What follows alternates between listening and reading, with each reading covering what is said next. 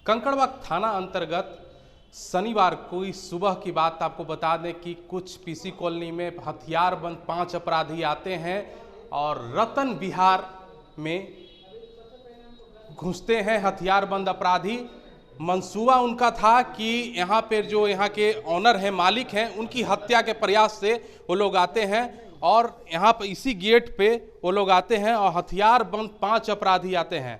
आपको बता दें कि यहाँ पर आम नहीं, खास लोग भी बिहार में सुरक्षित नहीं हैं। आपको बताते चलें कि नीतीश कुमार के ये रिलेटिव हैं, जिनका यह ऑनर, मकान के ऑनर हैं और इन्हीं के मकान में यह घटना घटी है और यह रेंट पे दिए हुए हैं। कैसी घटना ये कल घटी थी?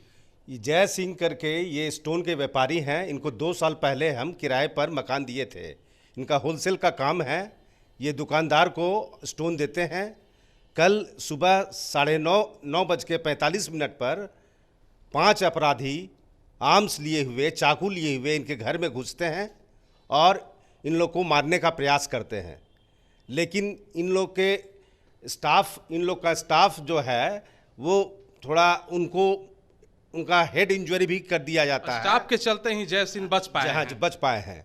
मैं सुबह में बाहर निकला हुआ था मार्केटिंग करने के लिए। मेरी वाइफ फ़ोन की कि 5 लोग आर्म्स के साथ घर में घुस गए हैं और एक आदमी का हेड इंजरी कर दिए हैं, आप तुरंत आइए। मैं जैसे ही आया घर पर तो नीचे एक अपराधी पकड़ाया हुआ था। बहुत लोग उसको पकड़े हुए थे और थोड़ी देर बाद पुलिस आए, उस अपराधी को ले गए।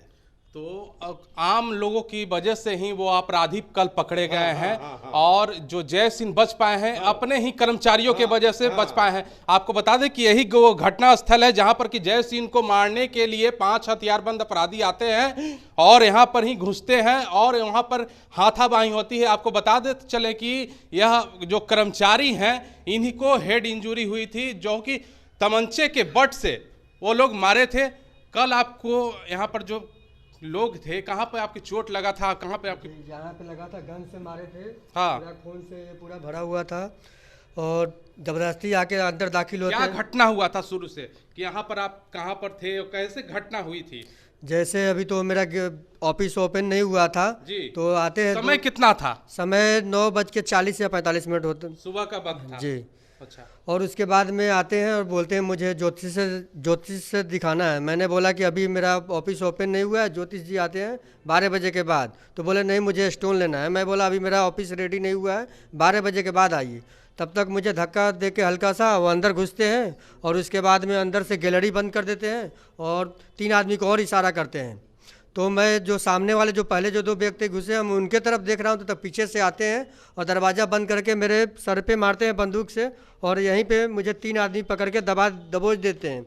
फिर बाद में आलोक सिंह से भी हाथापाई हुआ। वो लोग किस लिए आए थे? वो लोग आए थे आलोक सिंह और जय सिंह को मर्डर करने के लिए। आलोक सिंह और जय सिंह कौन है यहाँ के? वो यहाँ के मालिक है। अच्छा। और उनको ही मारने के लिए सुपारी मिला था। सुपारी मिला था? कौन सुपारी दिए थे? रोहित, जो यहाँ पे वो यहाँ से व्यापार है, यहाँ के पटना के निवासी हैं वो। अच्छा, रोहित और इन आपके जो ऑनर है उनमें व्यापार का काम चलता था जी। पैसे की भी कुछ बात थी? पैसा उनके पास 10 लाख ऐसे कुछ बकाया है। अच्छा। और इनको मारने के लिए 10 लाख सुपारी वो लिए थे, जय सिंह और आलोक सिंह को मारने के लिए। जय सिंह, आलोक सिंह को मारने के लिए ही सुपारी किलर आते हैं और घटनास्थल पे एक कर्मचारी हैं जिनकी सर पे चोट लगती है और घबाइल हो जाते हैं और यहाँ से ही सीढ़ियों से वो निकलते हुए फरार हो जाते हैं और आपको बंदूक लहराते हुए और फायरिंग करते हुए, आसमानी फायरिंग करते हुए वो लोग भाग जाते हैं। आपको दिखा दे कि यही वह घटनास्थल है, यही वो दुकान है जहां पर कि कल वो घटना हुई थी, जहां पर 5 हथियारबंद अपराधी आते हैं और इस घटना को अंजाम देने के लिए आते हैं। हम सीधे तौर पर बात करते हैं कि 5 हथियारबंद अपराधी आते हैं और आप ही को मारने के लिए आए थे? जी हाँ, मुझे ही मारने के लिए आए। अपना नाम बताएं। मेरा नाम हुआ जय सिंह, मैं रत्न विहार का ऑनर हूँ। आप ही को सुपारी किलर मारने के लिए आए थे कल? जी हाँ, जैसे कि पकड़ाया गया अपराधी जो बयान दिया है उससे तो ये क्लियर हो रहा है कि वो मेरा और मेरे छोटे भाई का सुपारी दिया गया था और हम ही दोनों भाई को जान से मारने के लिए सुपारी लिया था। अच्छा जी। तो किस लिए वो सुपारी दिए थे? क्या सुपारी कारण था? देखिए वो लगभग मेरे से 1 वर्ष पहले से ही उससे काम हो रहा था, तो वो मेरे से लगभग 10 साढ़े 10 लाख रुपया उसके पास मेरा उधार था, बकाया था। तो उससे मैं पैसा मांगने पर कितना बकाया था? 10 साढ़े 10 लाख रुपया करीबन। तो उससे पैसा मांगने पर टाल मटोल कर रहा था। लेकिन जब ये पकड़ा गया, अपराधी के स्टेटमेंट से ये पता चला है, मुझे पुलिस ने बताया है कि ये जो आपका व्यापारी था वो आपको जान से मारने के लिए इस सब अपराधी को 60-60 हज़ार रुपया करके मतलब सुपारी दिया था। 1,20,000 रुपया? नहीं, 60-60 लाख रुपया करके 5 अपराधी को, हाँ 5 अपराधी को 60-60 हज़ार रुपया करके 5 अपराधी को जान से मारने के लिए दिया था ताकि उसका कर्ज हाँ गमन हो जाए, जो मेरा बकाया पैसा गमन होती है। पुलिस की वीआईपी इलाका है, पीसी कॉलोनी का यह इलाका है। हाँ देखिए सर, गश्ती तो यहाँ पर होता है, क्योंकि मैं जहाँ तक देखता हूँ तो गश्ती यहाँ पर होता है, इसमें कुछ ये नहीं है।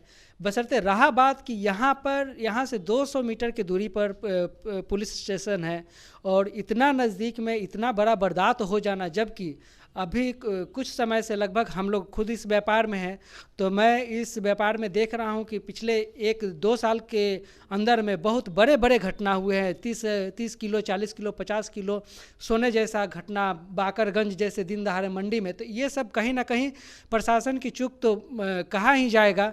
जैसे कि अगर मान लीजिए आज मैं जीवित हूँ तो मैं आपको स्टेटमेंट दे रहा हूँ, आप मेरे से पूछ रहे हैं, लेकिन जो वारदात कल हुआ और मैं मौके पर होता तो उम्मीद करता हूँ कि मैं अभी आपसे बात करने के जैसा नहीं होता और मैं नहीं बचा होता। यह जय सिंह थे, जो कि आपको बता दें पीसी कॉलोनी में हम मौजूद हैं और थाना के 200 मीटर के चंद कदमों की दूरी पर हम हैं और यहाँ पर घटना कल घट जाती है। संजोगवश था कि जय सिंह यहाँ पे मौजूद नहीं थे, उनके कर्मचारी थे और कहीं ना कहीं घटना होने से बच जाती है। और यह लापरवाही कैसे हुई, पुलिस के बगल से ही यहाँ पर चंद कदमों की दूरी पर ही पुलिस या की थाना है और वहीं पर ही यह घटना वीवीआईपी इलाके में घटित हो चुकी है। और आपको बता दें कि कहीं ना कहीं आम नहीं तो खास लोग भी पटना में सुरक्षित नहीं हैं। DSD न्यूज़ से अजय कुमार।